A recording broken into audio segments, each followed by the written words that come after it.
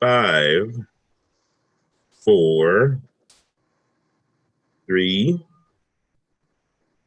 2, go.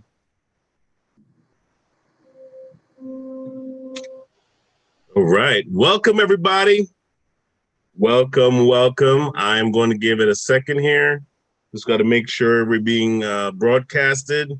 But again, today we have Fara Finkelstein, and she is going to talk to us today about how to hit our target market. For those of you who are entrepreneurs, you have your own business, you have a friend that has his own business, you know someone whose online business isn't doing so well.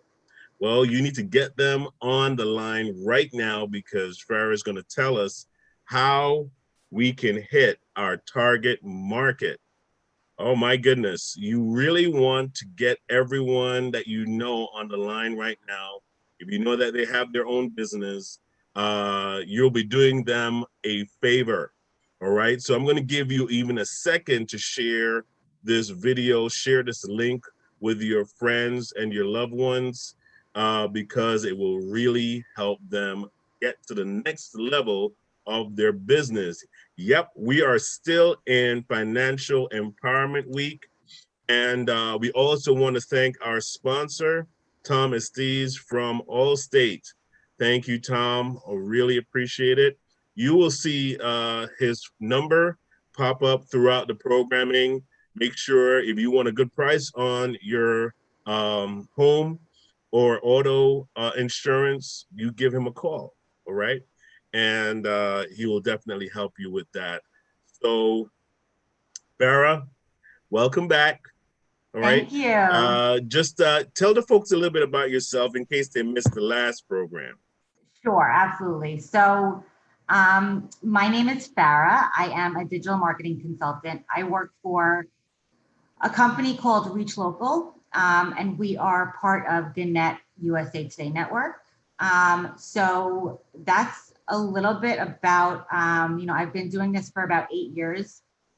I love helping my clients understand and teach them what is going on in the digital space. And last week, I spoke about more of the web presence and really that the direct advertising, people looking for what you do, they don't know where to go, be there, be present, what we could do now and how COVID is kind of changing our whole digital landscape. So today I'm going to talk about something a little bit different, and it's called targeted display advertising. And I'm going to share my screen with you. Awesome. So a lot of this is very visual, which is why it's very difficult to talk about this without actually showing something. So display advertising, right? I'm going to walk you through kind of, what it is, how it fits into, our consumer journey and what we do online. And then I'm going to give you a few examples of specific campaigns that I run and different strategies. So first to start, I always like to start with this, and this is the traditional marketing funnel, right? Back in the day, it was a very, it was an upside down triangle. Awareness at the top, right? Companies are trying to build awareness. They're using TV, radio, billboards, and print to get their message out. Then there was the information and research phase, which isn't really at all what it is today, which you'll see in the next slide.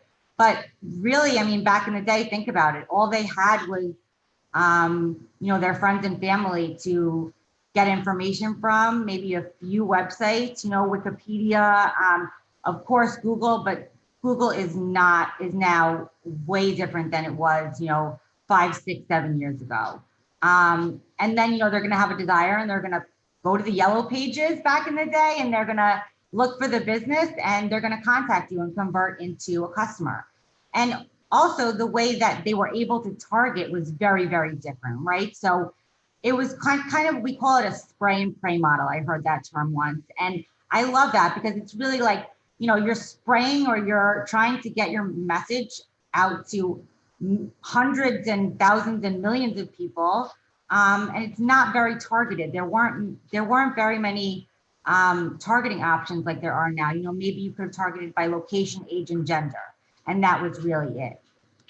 So today, obviously, that that funnel is very different because there's so many different media points and ways where people can become aware of your service or your product. And there's also a lot of different ways where they can get information and read reviews and ask their friends and family and put out a question online, and the reach is just so much bigger for consumers as well as businesses. And a lot of times business owners, they don't really understand or they don't know how to really get their message in front of a consumer wherever they search online, wherever they surf online, and wherever they socialize, right? So this is also going back to the someone looks at their phone 150 times a day. So think about the opportunity that is for a business owner to be in front of their potential customer, really whenever they're looking at their phone, whenever they're online on a tablet or a desktop. Now that we're home more, I think that people are using desktops and laptops a little bit more. So it's really important to keep that in mind. So I want to talk about how we target these consumers, right? So when Reach Local was acquired by the USA Today Network, we really were able to, grow our market size, and we gained a large audience that we never had access to before. So just talking about like the scope of the USA Today Network and really the reach that we have over 5,000 journalists across the country. We're in 46 states. We have over 300,000 clients. We reach about 1 in 2 US adults, and our news sites get over 175 million unique visitors every single month, right? So that is a huge amount of data that we have on our customers and our readers and what they're doing online from the beginning of their, research and awareness phase to the end of their journey where potentially they turn into a customer. Our audience on the USA Today Network is pretty affluent. And when I say affluent, I mean our audience has a 14% higher income than the general population. 67% of our readership is employed. And the average age is about 48.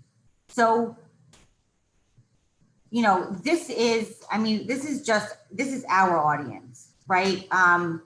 It's not really just about the collective sum of our audience that brings value to the campaigns that we run for our clients, but the real power is our ability to, really reach a niche audience with mass and scale at the same time. So we connect brands with our audiences, not just by age and gender alone, but by a whole bunch of different factors like life stage, lifestyle, interest, behaviors, passions, employment, titles. So I'm gonna kind of show you what that looks like as far as strategies and tactics that you can implement and that I implement also for my businesses. So site retargeting, and again, just going back here, a lot of times people don't understand where display ads show up. They're going to show up on really any website that allows an ad to show. And you see these ads all the time when you're searching on your, on news sites. They come up on weather.com. They come up on blog articles.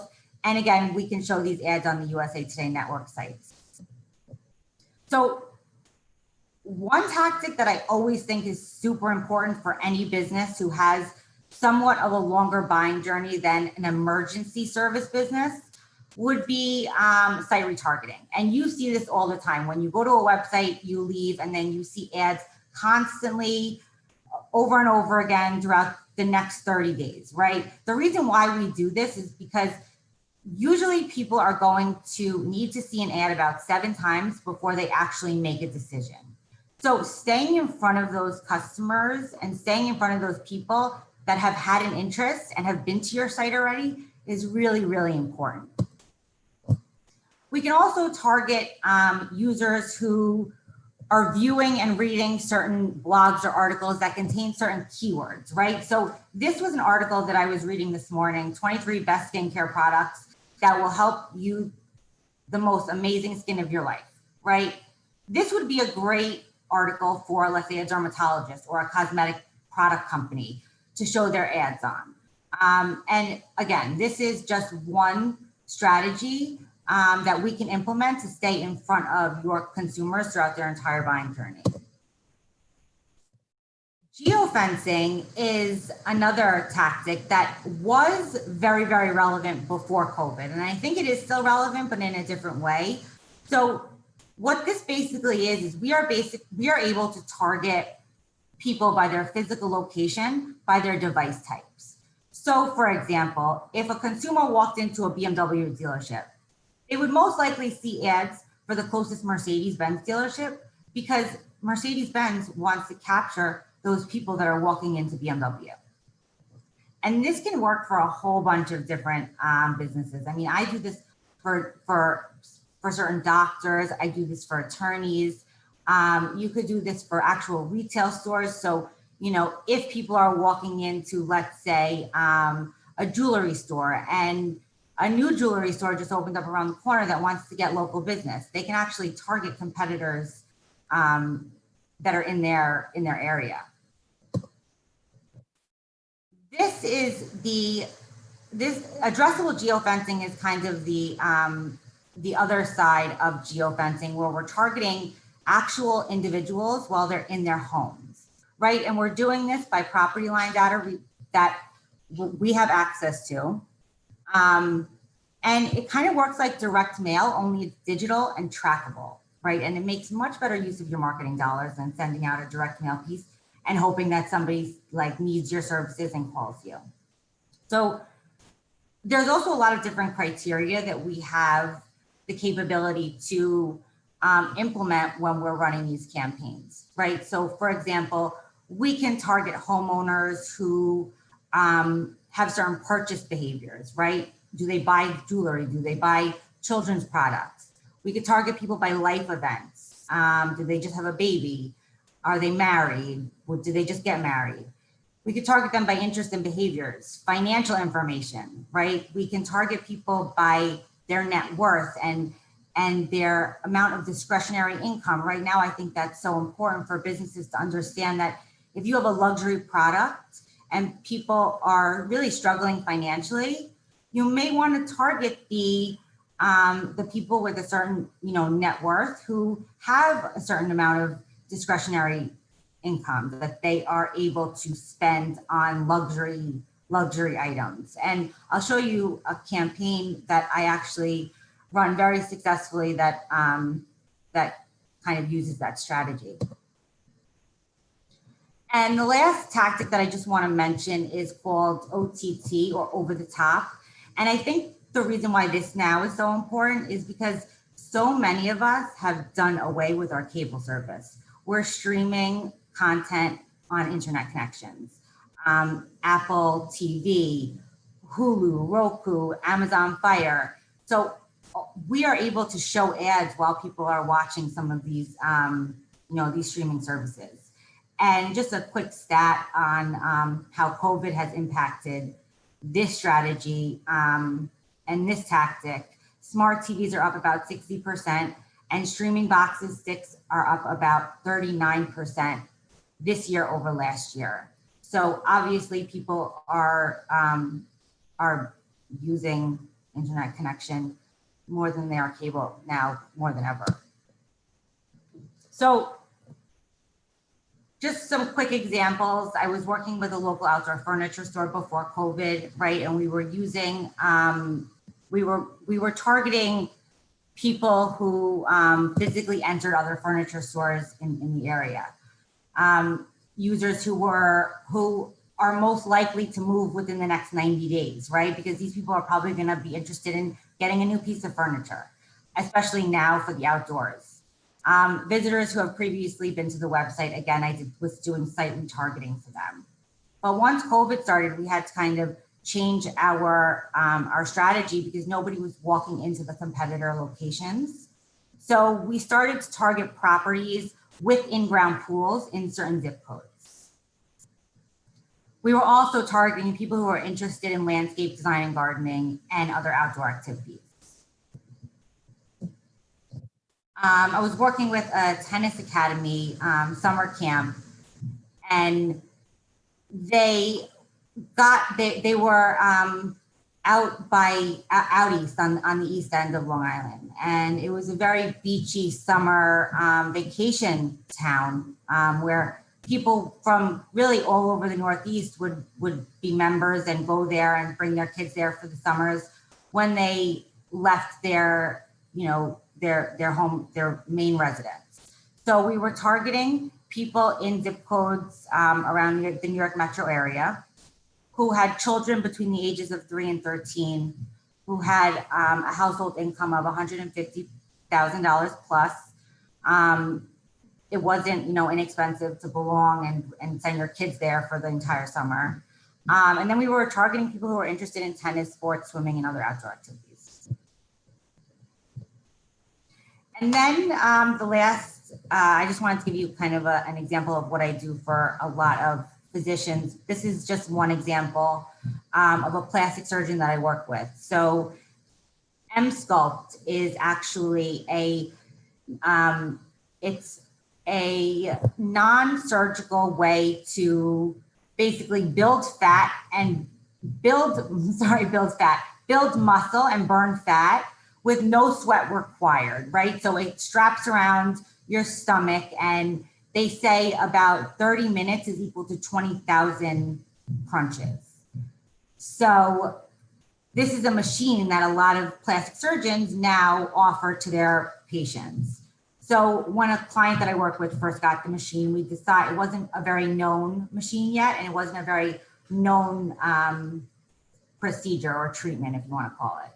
So we were targeting women between the ages of 30 to 50 who were interested in fitness and weight loss, who were interested in liposuction, right? Because they may also be interested in this after they have that procedure done. And it wasn't an inexpensive 30-minute treatment. So we were also targeting people with a higher discretionary income than the general population.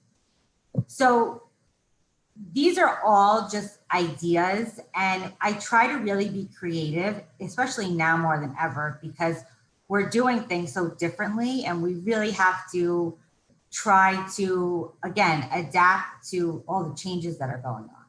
We are not able to see ads like we used to when we went to work every day on the highways and, on the radio, and so it gives us all a reason to kind of look at the positive side and know that there is always a way to, generate new business even if you're not really familiar and sure of what to do and how to do it. That's why people like me exist. That's why companies like mine, like the USA Today Network and Reach Local, are here really to just help you understand and come up with the best strategy for the right time. So with that, I will pause and stop and see if there are any questions.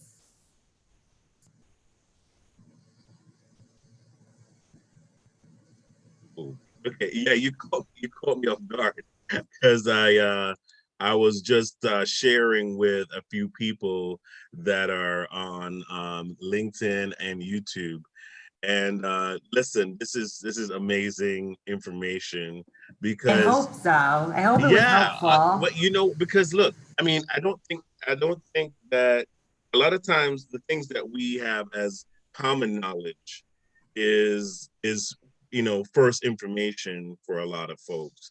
And for all the entrepreneurs and business people that are out there, like looking for answers, as to how do they know who is looking for their business online?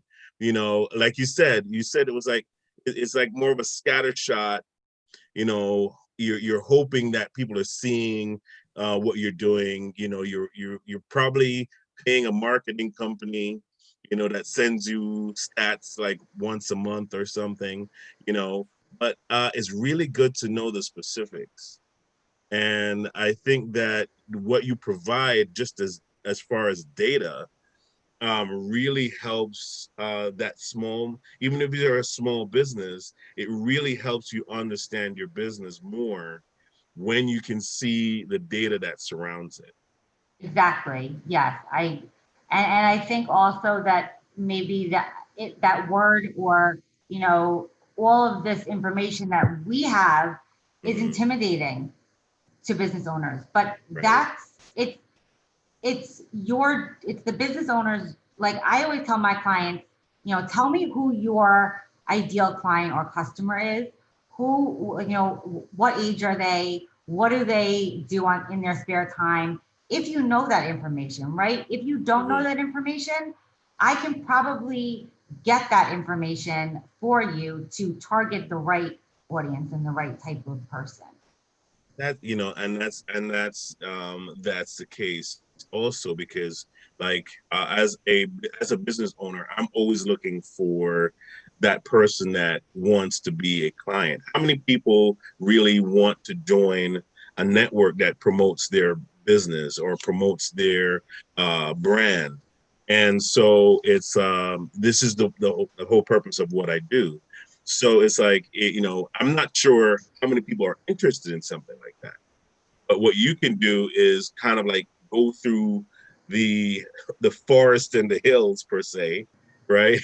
Of Google and Yahoo and all the dominating search engines, and really kind of find out what people are looking for in my area, in my field, Yeah, a which makes hundred it, percent. yeah, which makes, like, for me, that would be peace of mind, in a sense where I'm like, okay, now I know I'm not just kind of like hallucinating that this is a need, you Yeah, know? and I think it's also really important to stress the fact that it's not about where your ads are being placed a lot of the time. It's about who is seeing the ads, right? So, if let's just say a sports equipment company, right, wants to target parents and especially fathers and sons that are interested in, a new baseball product that they have.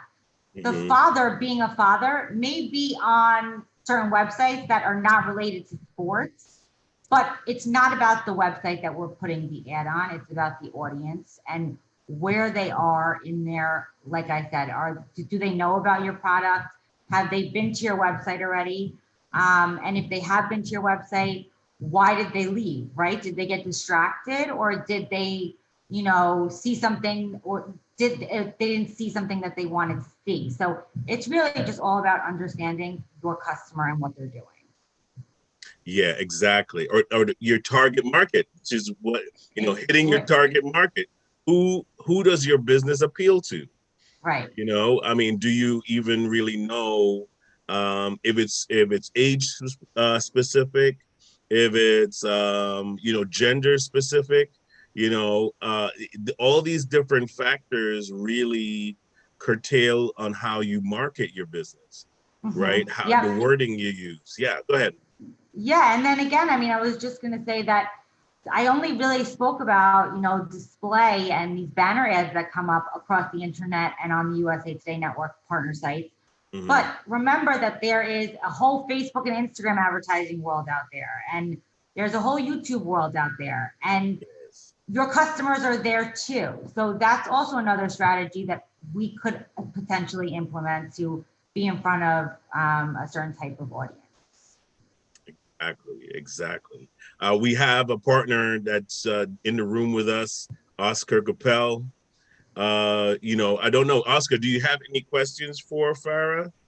Did Well, anything? Go Well, ahead. I missed. I couldn't get onto the Facebook Live. I'm having a little tech issue here, so I just caught the last few minutes. So I will be watching the replay, and then I will Okay. call Farah directly and ask the questions. And next week we could go over it again. Oh A wow. hundred Okay. percent. Hey, you know what? But That would be I great. Sir, I'm gonna have to reserve you for next week as well. okay. see, You I'll know, that come was a back. cheap I'll ploy come to back get next Farah week. to come back. You see? I'll yeah. come back next week. So And again, I always say, even if now is not the right time, I understand that a lot of business owners are struggling with finances and advertising might not be, at the top of their priority list. Even if I give you some sort of insights or value and you learn something, then I've done my job. It's not always about becoming my client. I want to be able to help and educate. but yeah, here's the thing though, right? And I'm going to just point this out is that marketing your business is what feeds your business, right? I mean, referrals are sometimes sporadic. And so sometimes you may get them and sometimes you may not, right?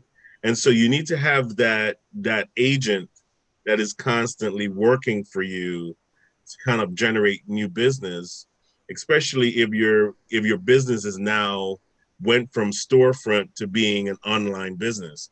I mean, I've been watching the news, and a lot of places, a lot of restaurants have gone from being a sit-in restaurant to a delivery restaurant, right? And so now they have to be aware of what is my demographic, because I was used to the customer walking by my restaurant, walking in, buying a sandwich, walking back out. And I had traffic on street traffic to generate business. Now I'm waiting for somebody to call me to order a sandwich or order coffee and something else. So now I need to know what my traffic is online. Who's looking for my store, on the internet. Yep. And to the other display side of that, right? Mm-hmm. It's not only about who's looking for your store, but who can I get to know that I exist, Exactly. right? Wow. Yes. And Yes. how can I, target every single person that lives within, 2 miles or this zip code that I'm in. Right. So that's the other That's the part other of it. caveat. Yeah. Yeah. Wow. Thank you so much, Farah. Thank you for coming Thank you for on. having me again. Wow. I am so And I will excited. come back next week. And Yeah. I am definitely going to stay on for Oscar. Yeah, absolutely. Absolutely. Please do that. Oscar, it's your court. It's in my court. Thanks so It's in much. your court. Sarah, Farah, one thing that I heard yesterday, which is really, it was really wild. It's who's letting your customers down. So your competition, somebody in your competition is letting your customers down. That's another way to look for business. It's like, this is why we are better than X, Y, and Z, because they have not come through with what they promised. So that was another something I picked up, a little marketing thing the other day. Yeah, and I mean, then against that point, targeting and target. I mean, I don't know if you heard this because you weren't on the call, but you could target your competitors' locations Oh, and have and get get steal some their customers. Steal their customers, but it's not personal; it's business. It's So I'll leave it at that. yeah. listen, Coke and Pepsi have been at it forever, trying to steal each other's customers. So it's not, I know. we're not reinventing the Listen, wheel here. I know. but that's the Yep. that's the principle of competition. It's Right. supposed to make you better, right? Yes. Yeah. Competition is greases your mind to say, well, I can't stay stuck because my competitor might get ahead of me. So you dig in and you start finding ways to improve, and that's how Apple came about, right? Yeah, I mean, and it's again the competitiveness is what makes the internet, and what makes us all so busy and fragmented because there's so Yes, much competition. So you just have to absolutely. Grant be in Cardone. your, Grant Cardone says, "Don't compete, dominate. There you Find go. out how to dominate in your area." He says, "Forget about competition. Competition is for the middle people. Like you want to dominate. You want to be the Amazon. Mhm. But you You know, have to compete in order to dominate. yeah. Yeah, it's like when you're dominating, that means that you've graduated. Then you It's have no almost like competition. right. It's like right. when your business has reached like this plateau, and you're like, uh, who am I competing against? Right. I Nobody. want Yeah. I want my competitors to just see taillights and dust. That's it. It's just I mean, it's like Amazon and Walmart right now. right. It's like, who do I shop with, Amazon or Walmart? Amazon or Walmart? Yep. There's really nobody else in that stratosphere that you could say, yeah, I want to fight with these guys. But I mean, they were all at one point competing against each other. The top five, I was just the top two. you And you know, talk and again talk about domination. There was a time when Kmart was a lot bigger than Walmart. right, And right. the article was like, poor Walmart is trying to compete with giant Kmart. Mm-hmm. A couple of years later, it's complete domination. Are there Kmart any who? Kmart's less? Yeah, are there any Kmart's around anymore? I don't know. I've Yeah, never seen one. I haven't seen one either. I I think I haven't saw one the other day, in a And somewhere. picture. Target's I love Target. Yeah. I love Target. Target's in there too. Yeah, absolutely. But go ahead, do your presentation, Okay, Oscar. let me get Uh, my where how am do I I, here? I'm gonna stop No, my no, video. you can stay right there. You don't worry about Oh, it. okay. Okay, I'm gonna have to share screen because I got the PowerPoint. Yeah, go ahead, do your thing. Um, Oh, um, wait, one second, one second.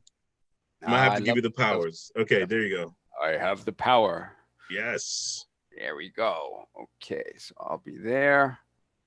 Share slideshow from slideshow. Come on.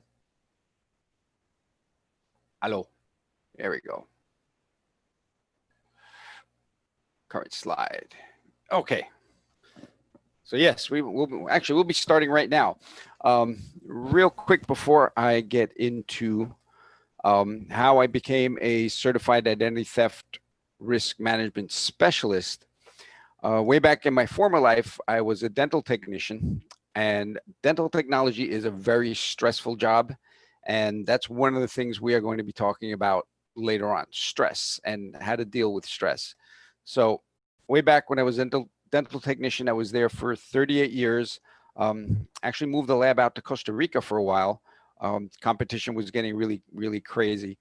And I had a great job, good salary, a lot of benefits, except for one thing.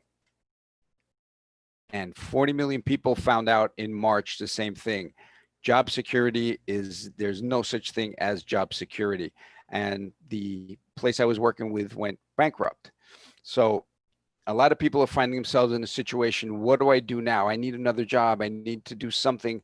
One thing people can do is start businesses on their own. And this Mike Malio, I know about, went from homeless to millionaire doing recycling of metal. So we are in an era now that is called the gig economy. So you're finding ways to build income out of your, become a phoenix, rise from the ashes, as Phil says. So I was on TV and we talk about cybersecurity. And one of the things I talk about in Legal Shield and ID Shield is the problem with cybersecurity and identity theft. Most people think this is what identity theft look like. Some guy in his mother's basement trying to hack into your records. This was true way back when this was the latest cell phone that you could buy. So identity theft now is totally different. We are looking at a worldwide identity theft with breaches coming from state-sponsored terrorists because they have 24-hour, they're paying people 24-hour to hack into everything that we have. I believe the Pentagon gets 60,000 hacks attempts per day. So there is no business that is safe from identity theft and from hackers. Way back when we had the Equifax breach, we have 325 million people living in the country, and there was 147 million records taken in that breach. And we thought that was the end of the world. We had victims that would be looking over their shoulder for the rest of their lives. And that was the big headlines. And let's go back to last year. Last year, one hack was 1.2 billion, and the total for the year was 15.1 billion. 15.1 billion records. So we can do the math. How many times does 325 million go into 15.1 billion? So when people say my identity, yeah, I'm fine, mine won't be stolen. The sad fact is all of our information has been stolen several times and is out there on the market being sold. And that's when we find out about it, when there's an alert. So the other thing I tell people is identity theft is not just financial. We're looking at passports, social security numbers, driver's license. Any number that identifies you is stolen and is sold on the dark web. Another thing that people do not realize is the emotional toll of identity theft. It's a violation. There, you can't hide. All of your information is out there, and now there's nothing you can do to get it back. Another problem with identity theft is you have to prove yourself innocent. Gerber Guzman was arrested twice, 2 different times, spent 2 weeks in jail for a crime he didn't commit because his driver's license was used as identification, and the crime required the person to be arrested. So poor Mr. Guzman got arrested twice for that. Bad thing about identity theft is there is no demographic. There's no gender, race, or anything. This was the oldest man in America, had his bank account taken. And also this girl at 3 years old had her identity used and is now $750,000 in debt at 12. Try to get a college loan when everything says that you are in debt. The other problem is medical identity theft, because since banks are really cutting down on the types of financial identity theft you can do with a lot of blocks. I mean, everybody's got an alert on their phone. If somebody charges anything over, mine is set for $40. Anything over $40, I will get an alert. So medical, the thieves are going to different types of identities because they're not looking for your identity. They're looking to sell your information. So if banking is not sellable, now what is sellable? Medical identity theft. This is the most dangerous because if, let's say I still steal Phil's identity and I use his medical card to go get medical treatment, and I have diabetes, I have other illnesses, those, whatever is on my medical record is now also permanently on Phil's medical record. So if he goes to the hospital in an emergency and there are 2 different blood types on that medical record, it's going to be tough to find out which is his real blood type. So that I call this is the deadliest type of identity theft. So to try to fix it yourself is a problem because it is so complicated, especially medical, with the laws that do not allow you. Here's the fun part. If I'm using my medical record and I merged it with Phil can't even look at his own medical record because of the HIPAA laws. So he cannot look at his medical record to find out what is really him and what is not him, because my records are in there now. So that is absolutely nuts, but that's the law. This is why you need licensed private investigators to do that job. We'll talk about that later. So there are companies that go out there and do monitoring, some better than others. This one is not the best one to use. If you grab any paper, you'll see what happens with the law coming down on them. Morgan Wright, who is the U.S. State Department senior anti-terror advisor, when they were talking about the Equifax breach, said, I have ID Shield because they have actual investigators. And that is what I was talking about earlier. If you don't have a licensed private investigator to restore your identity, it's a waste of money. All you're being told is your identity, your numbers have been used, and now you have to go fix it yourself. So that's not what you want to pay a monitoring service to do. ID Shield compared to the national leader, everything that you see there in red is what they do not cover, and every little check mark is what we do cover for about half the price. So we tell people don't get ripped off twice, one by the thief and the other by the company that's supposed to be doing your monitoring. So there are other types of stress that we come into on an everyday basis.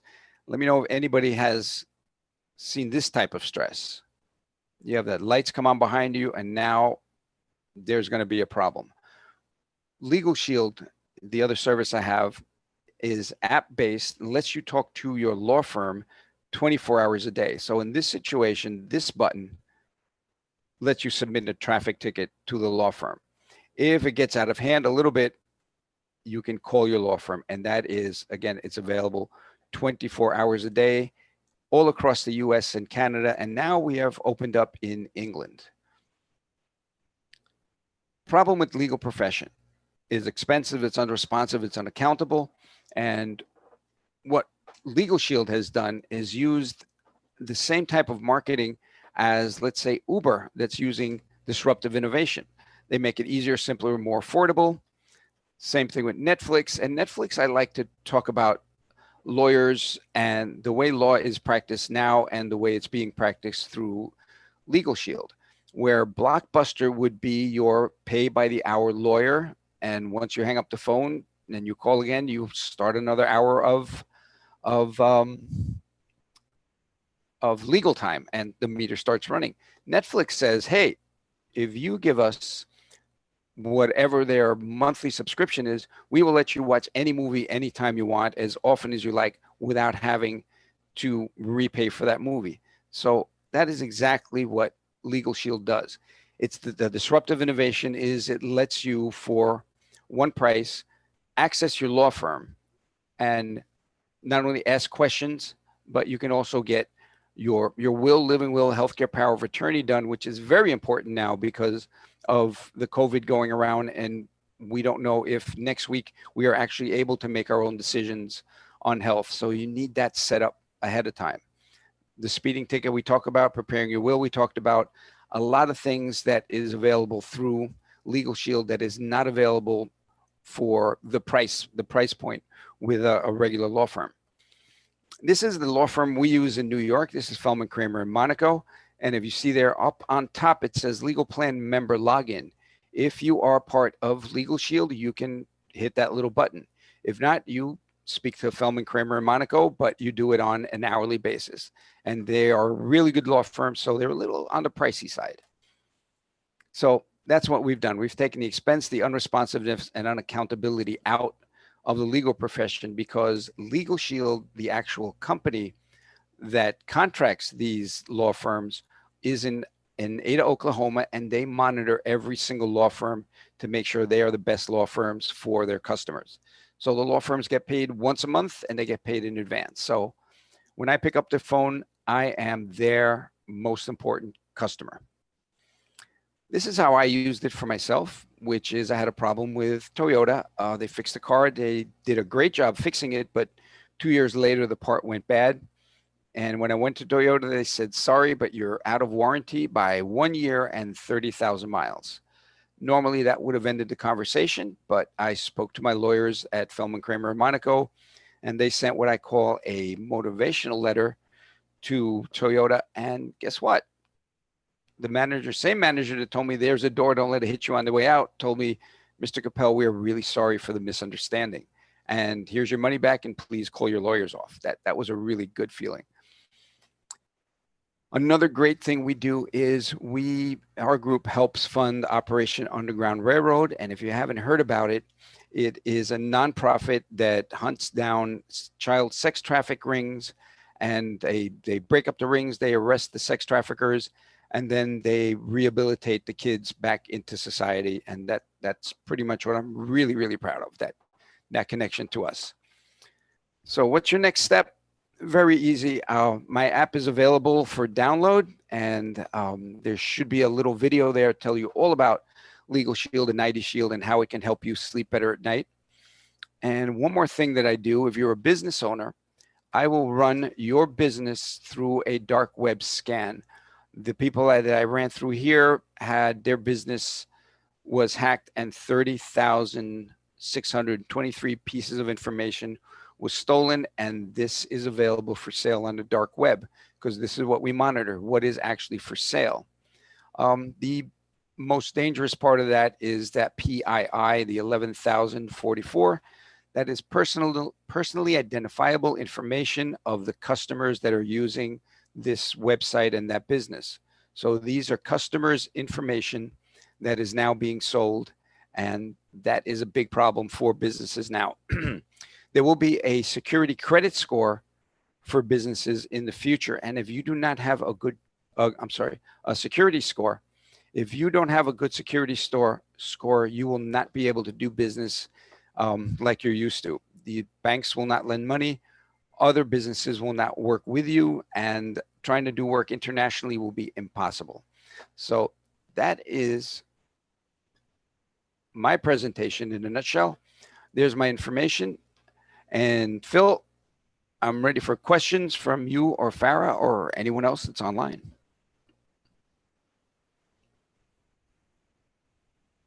That's amazing. Thank you so much.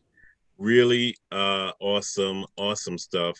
You know what, I love every time I hear your presentation, Oscar.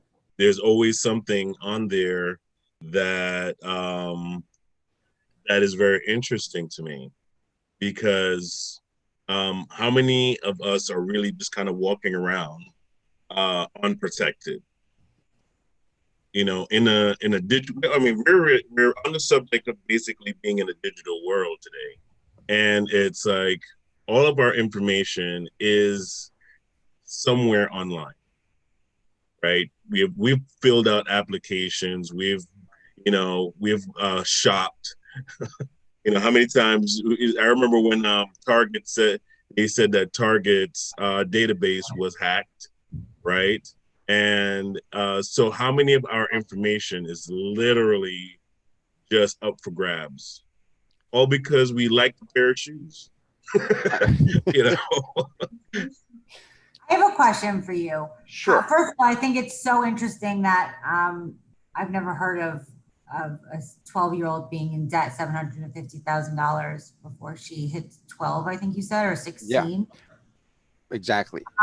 But how do you think, how safe do you think the auto-populated credit card information is in our phones? Well, here's oh man, I can do a half hour on that itself. One of the problems that we have with our phones, there's a new type of identity theft where people hijack your phone. So the way it works is they go in, they have the information that is you, and go into a Verizon shopper or whatever and say, I lost my phone, and I need a new phone, and back up all my data and give me the new SIM card. So now you're looking at someone that has your phone, changes the password, you no longer have access to your phone. What is on that phone? Your whole life. I mean, everything, every password, every whatever is living on our phones. So having your phone hijacked is, it's I don't know. I don't think there's a word to describe it right now, because it's our whole lives are literally on our phones. Yeah. So auto-populating is great, but if your phone is hijacked, it will auto-populate with these secret, the little dots by someone else. Okay, interesting. On an individual level, not really a company level, my friend was hacked through a dating app site. Mm-hmm. Wow. And it was so sneaky how they did it. I mean, it was every time they called her, it would be this like low voice that she couldn't really understand the language. And they kept calling people she knew from her phone, but it wasn't really her. Right. So like her mom would see, oh my God, Janine is calling me. And Janine's like, no, I'm not calling you. That's not me. And they had access to all of her. Right. But So there's in my whole presentation takes about 45 minutes. I go through the difference between a scam and identity theft. They're two different things. A scam targets you directly, and that's for money. Where identity theft is taking your information and using it personally. Like right.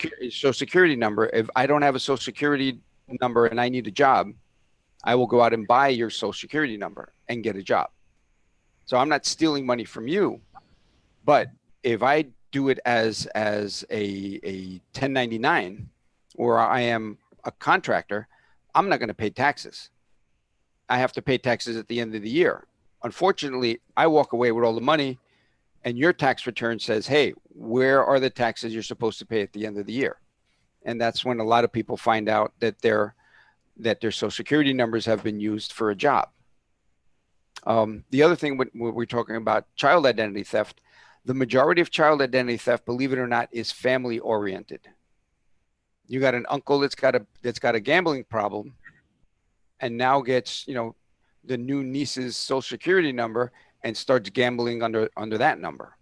Wow. So that is, and there was a report. I have it in my other slides, and it's about 25 pages just detailing child identity theft, and the major one was family, and it's shocking. It's like you can't trust Uncle Joe because he's drinking too much and goes gambling and takes your kid's identity, which makes for a really sucky Thanksgiving, But that's why we have to make sure that all of our private information is secure digitally and physically. Because it's amazing what people can do with your information. I was talking to a friend of mine the other day, and we're gonna have to come to a close because our next program is gonna have to come on in a minute. But I was talking to a friend of mine the other day, and she mentioned that she had bad credit, so it didn't really matter. But what I wanted to point out to her was, they don't just use your profile for, to buy a car or anything like that. Some of these people clone your information so that they can do illegal things as well. exactly. And then the next thing you know, you're being pulled over and you have a record. You have escaped prison 3 times. Exactly. What? Yeah. And that happens. Be like, what are you talking about, man? There's a woman. There's a woman that I don't have the exact name, but she has a letter from the state's attorney general because she was arrested 22 times. That's how bad the crime was. So every time, I don't know if you've seen police cars with those little boxes at the that's a high-speed license plate reader. So you don't have to be pulled over for something. As your car is going by, that's going to read the license plate. It's going to flag the screen in the police car, wanted, apprehend and arrest immediately. So 22 times this happened. And she has a physical letter from the state's attorney general says, I am not the person you're looking for, because that's the way the system works. There is no, okay, it's not a half-hour TV show that, they find out who the culprit is and they fix it.